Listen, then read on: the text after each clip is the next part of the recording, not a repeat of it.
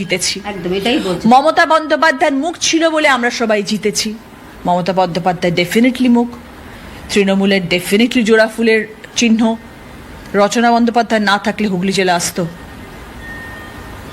রচনা বন্দ্যোপাধ্যায়কে আপনি ইউজ করেননি, তাহলে গড়িয়াহাট থেকে বা ফুটপাথ থেকে একটা মেয়েকে তুলে নিয়ে গিয়ে কেন হুগলিতে দাঁড় করালেন না? রচনা বন্দ্যোপাধ্যায়কে কেন গিয়ে দাঁড় করালেন? রচনা বন্দ্যোপাধ্যায়কে আপনার দরকার ছিল, সেলিব্রিটি স্ট্যাটাসটা আপনার প্রয়োজন ছিল, তাই জন্য আপনি নিয়ে গেছেন। এবং রচনা বন্দ্যোপাধ্যায় বলে সেই সিটটা উনি পেয়েছেন। শুধু তৃণমূলের লোগো নিয়ে একটা রামশ্যাম চৌধুরীকে দাঁড় করিয়ে দিলে আপনি সিটটা পেতেন না। তাই দলটা ছাড়ার কোনো, এমপি পদটা ছাড়ার কোনো প্রশ্নই ওঠে না। হ্যাঁ মানে সবাই তো বলছে যে আপনি ছেড়ে দিলেই তো পারেন। ছেড়ে দিলেই পারি, কেন ছাড়বো? কিসের জন্য ছাড়বো? মানুষ তো আমাকে ভোট দিয়েছেন, রচনা বন্দ্যোপাধ্যায় বলে আমি ভোটটা পেয়েছি। বাকিরা অনেক সিনিয়র্স আছেন, তারা বলতে পারবেন তারা কেন রয়েছেন দলে। অবশেষে রচনা ব্যানার্জিও কুইন্টাল কুইন্টাল তরুণের সব দোষ মমতা ব্যানার্জির ঘাড়ে চাপিয়ে দিলেন। তৃণমূলের যারাই দল ছেড়েছেন তারাই এই দলের নেত্রীকে কেউ স্বীকার করতে চাইছে না। তারাও যে কোনো না কোনো অংশে দায়ী এই সত্যটাই কেউ মানতে চায় না। আর মমতা ব্যানার্জির সাথে এটা হওয়ারই ছিল।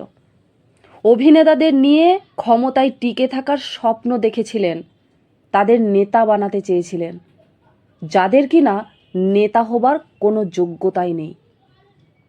ক্ষমতার দম্ভে উনি সাধন পাণ্ডে, সুব্রত মুখার্জি, অজিত পাঁজা, রবীন্দ্রনাথ ভট্টাচার্য, তাপস রায়দের মতো ভালো ভালো রাজনীতিবিদদের অবহেলা করে দূরে ঠেলে দিয়ে পরিবর্তে শতাব্দী রায়, দেব, কাকলি ঘোষ দস্তিদার, সোহম, জুন মালিয়া, রচনার মতো এই অযোগ্যদেরকে রাজনীতির ময়দানে স্থান দিয়েছিলেন, যারা রাজনীতির কিছুই জানে না। আর এটাই মমতা ব্যানার্জির প্রাপ্য। এমপিরা যারা আজ বিরোধিতা করছেন, আজকে দলটা যদি আবারও ক্ষমতায় চলে আসতো না, দেখতেন কারোর মুখ থেকে কোনো কুরুচিকর মন্তব্য শুনতেই পাওয়া যেত না। এরা এতটাই সুবিধাবাদী। এতদিন যারাই মমতা ব্যানার্জির পায়ের সামনে বসে থাকতেন, ক্ষমতাচ্যুত হতেই লাত মেরে সরে গেলেন, লিখে রাখুন এরাই আজ শুভেন্দু অধিকারীর পায়ের সামনে বসবেন, মিষ্টি মধুর সুনাম করবেন। কিন্তু যেদিন বিজেপির খারাপ সময় আসবে, তখন এই সেলিব্রিটিরাই সর্বপ্রথম লাতটা মারবে। যারা নিজের পরিবার সামলাতে পারে না, তারা আবার রাজনীতিবিদ বলে দাবি করেন, তাই না? আর এই রচনা ব্যানার্জি তৃণমূলে যখন এসেছিলেন, তখন তো হাইওয়েতে যাওয়ার সময় চিমনির থেকে শুধু ধোঁয়া আর ধোঁয়া, আর শুধু শিল্প দেখতে পেয়েছিলেন। তখন দলে একটা জায়গা পাওয়ার জন্য কত গ্যালন গ্যালন মিথ্যা অভিনয়টাই না করেছেন। তখন তৃণমূল ভালো ছিল, তখন দুর্নীতি দেখতে পাননি। আর আজ দূষিত হয়ে গেছে। ওনার কথা অনুযায়ী বলছি, আমরা দুমুখো সাপের কথা শুনেছিলাম কিন্তু কোনোদিন দেখিনি। এখন তৃণমূল হেরে যাবার পর দেখতে পাচ্ছি। আজকে রচনা ব্যানার্জি বলছেন, আমি তো নাচতে নাচতে তোমার কাছে নবান্নে যাইনি, মমতা ব্যানার্জি অনুরোধ করেছিলেন তাই গিয়েছিলাম।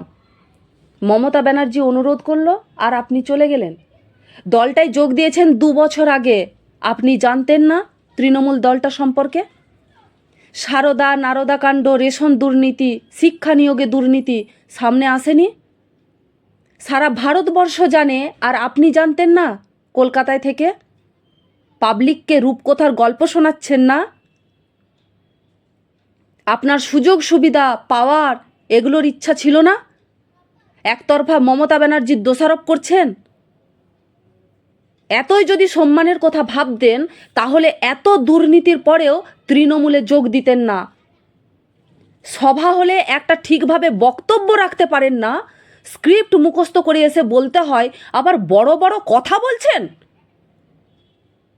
এখন কয়লা চোর, মাটি চোর, ত্রাণ চোর, বালি চোর, মিড ডে মিল চোরকে দেখতে পেলেন, অথচ 2 বছরেও এই কুইন্টাল কুইন্টাল চোরগুলোকে খুঁজে পেলেন না। এটাই আমাদের দুর্ভাগ্যের। আপনি বলছেন রাজনীতিটা বোঝেন না, তাহলে আপনি যখন রাজনীতিতে কনফার্ম নন, তখন মুখ্যমন্ত্রী, স্বরাষ্ট্রমন্ত্রী যেই বলুন, তাতে কি যায় আসে? কেন এসেছিলেন? আপনি জানেন না যার যেটা কাজ তাকে সেটাই করা উচিত? যে কাজটা আপনি জীবনে কখনো করেননি, সেখানে গিয়ে আপনি কিভাবে সেবা করবেন? আর আপনি যদি ভালো কাজ করতেও চান, আপনার উপরওয়ালা যতক্ষণ না চাইবে সেই অনুমতিটা না পেলে আপনি করবেন কিভাবে? কাজেই জনগণের সেবা অন্যভাবেও করা যায় যদি সদিচ্ছা থাকে। সেবা করার জন্য রাজনীতিতে নাম লেখাতে হয় না ম্যাডাম। বিদ্রোহী শিবিরে নাম লেখাবেন, এমপির পদটাও চাই, তৃণমূলের সুযোগ সুবিধাও নেবেন, অথচ গদ্দারের বদনামটা গা থেকে ঝেড়ে ফেলে দিয়ে মিডিয়ার সামনে সৎ সাজবেন। দুটো একসাথে হয় না ম্যাডাম।